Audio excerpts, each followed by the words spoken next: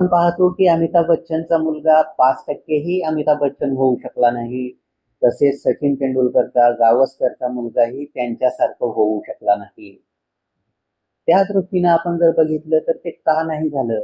तसं न होण्याचं कारण म्हणजे ॲडव्हर्सिटी इज अ अपॉर्च्युनिटी म्हणून पाहणं गरजेचं असतं. ज्यावेळेस सर्व काही सहजतेनं मिळतं त्यावेळेस आपल्याला काहीही करणं शक्य होत नाही.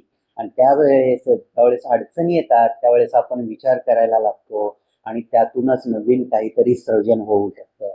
आपण पाहतो थॉमस एडिसननं ज्यावेळेस बल्बाचा शोध लावला त्यावेळेस त्याला हजारो वेळेस अपयश आलं परंतु तो थांबला नाही.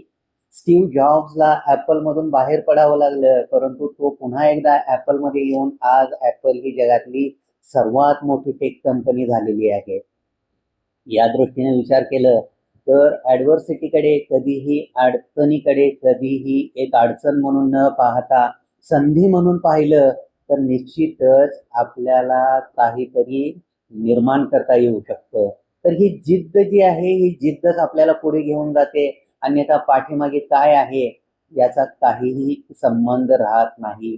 भारतामध्ये धीरूभाई अंबानी यांनी एवढं मोठं साम्राज्य निर्माण केलं ते अडचणीवर मात करूनच केलेलं आपल्याला दिसून येतं.